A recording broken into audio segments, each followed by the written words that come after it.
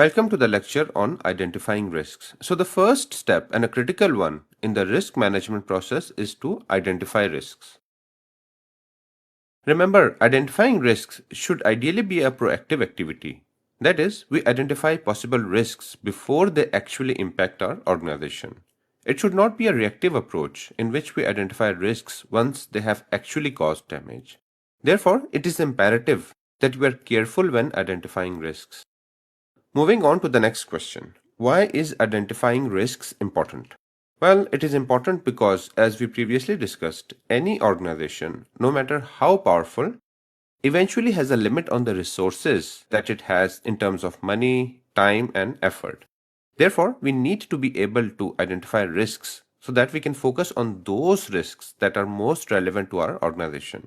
By correctly identifying the possible risks, an organization will be able to make optimal decision making. Imagine if we do not correctly identify the risks, or worst, identify the wrong types of risks, then we could be spending time and effort on addressing risks that may never materialize. So, the next big question is where to start from.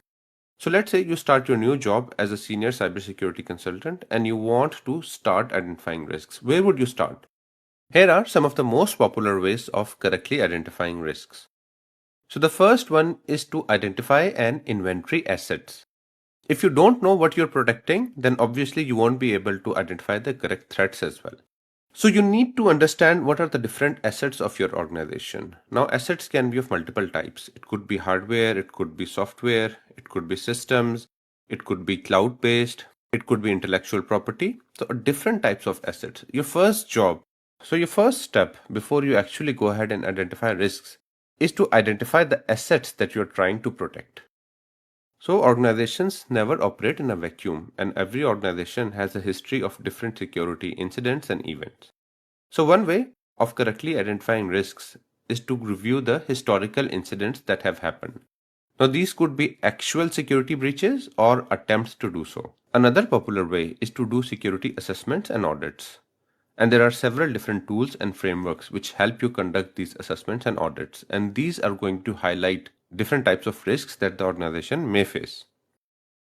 You can also review compliance regulations. So a lot of organizations, if they work in a specific industry, for instance, let's say an organization works in the healthcare industry, then you need to be aware of the local regulations and laws with regards to that particular niche. For example, for healthcare, it could be HIPAA, or if it's dealing with customers' personal information, then you may need to consult GDPR and so on.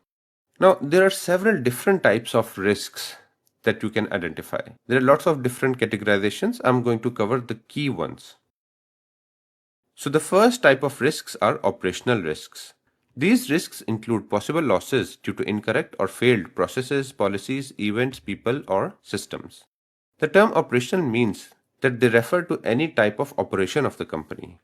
And there are many different types of operational risks. Let's have a look at some examples. So one common operational risk is system outages or downtime. So for instance, let's say your company has an online web application which is widely used by millions of people around the world.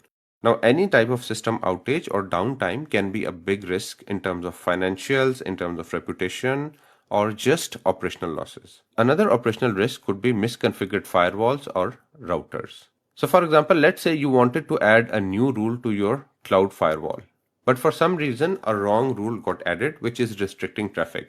That can again cause issues in the operation of the organization. It could be failed software updates or patches. You may have poorly defined backup and recovery processes, because it is very important for mature organizations to have well-defined disaster recovery processes.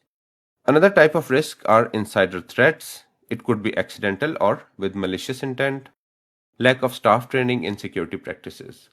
So if your staff is not properly security aware, then they may not understand security best practices, for example, not clicking on unknown links, and they may lead to a security breach or incident. The next type of risk that is also very important are technical or IT risks. These are directly related to information systems and technology. Examples include malware, ransomware, or spyware attacks. All of these are pretty common in today's world.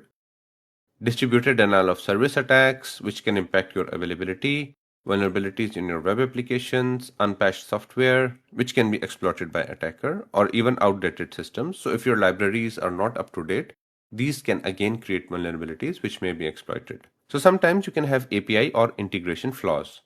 Let me give you a very popular example. So about a year or two ago, there was a huge breach in Australia for one of the telecom companies, and a huge amount of customer data was exfiltrated. Now, in this case, it wasn't really a security incident in the sense that there wasn't a very sophisticated team of attackers or APT who basically attacked that web application. It happened due to a really silly reason. They created an API which was supposed to return the data. So there was an endpoint. If you hit it, it should give you a customer's data. And the API was actually functioning as it was designed to. The only issue is that it was open to public. So basically anyone could query it and just extract data. So they ran scripts which periodically queried it again and again and extracted a lot of information. Another technical risk could be poor access control or password practices. So for example, if your organization does not have a good password rotation policy or password policy, for example, let's say at least 12 characters, uppercase, lowercase, those kind of things, if those are not implemented, then this can also pose a risk because anyone can easily hack those passwords. Strategic risks. So these risks are things that impact long-term goals of an organization. So these are risks that are not very immediate or imminent, but in the long term, they can cause significant damage.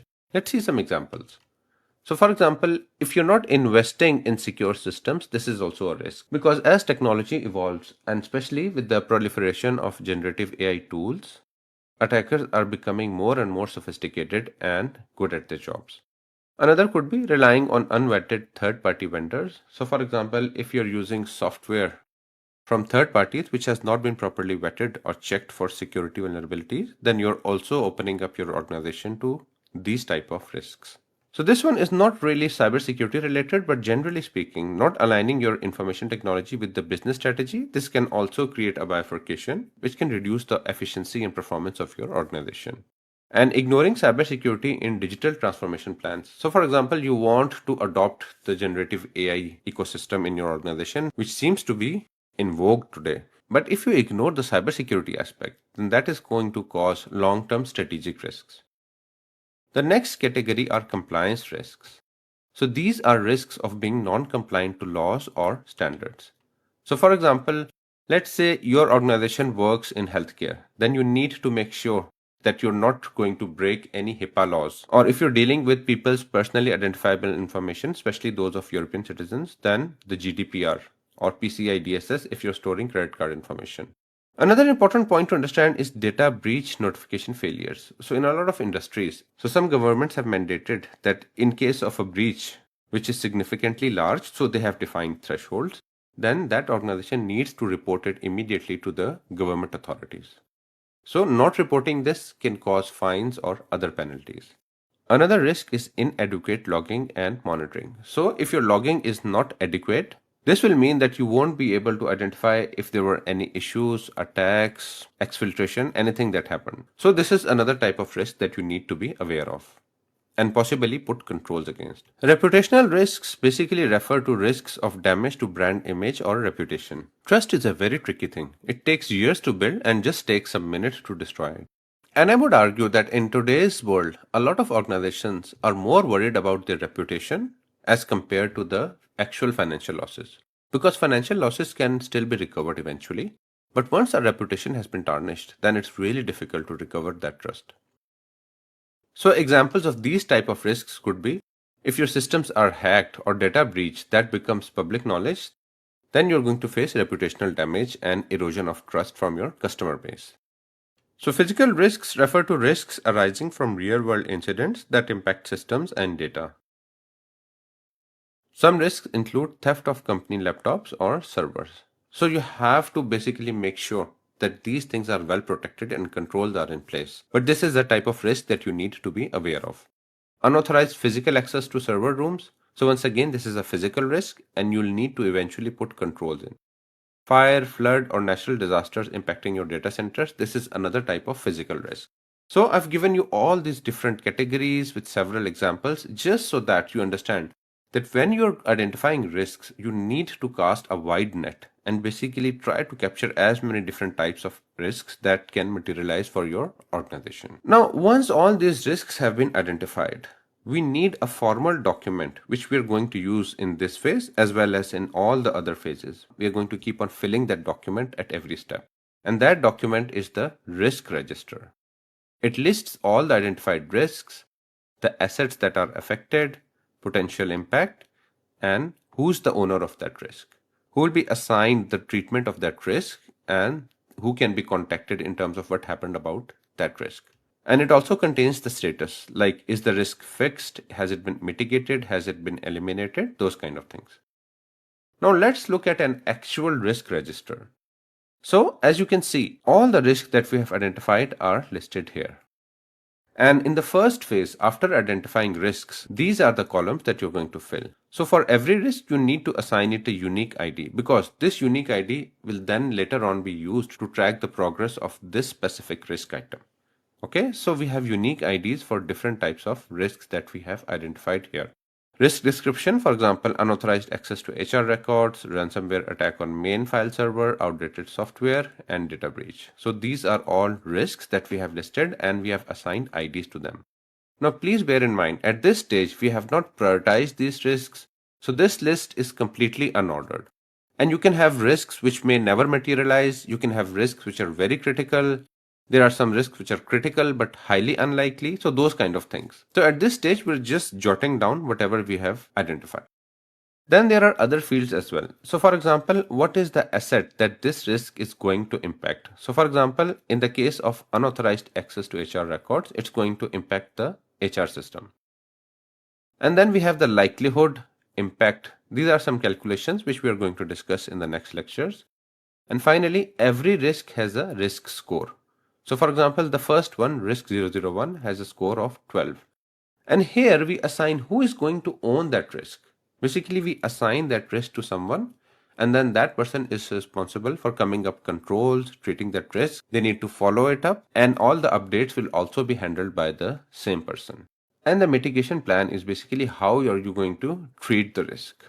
Okay, so for example, in case of HR records, unauthorized access to HR records, it could be you can implement RBAC, which is going to make sure that only people with specific roles will be authorized to access certain parts of the HR system. And then the status, has it been solved? Is the mitigation in process? Has it been mitigated? Or there are some other statuses also which we are going to discuss in the next lectures.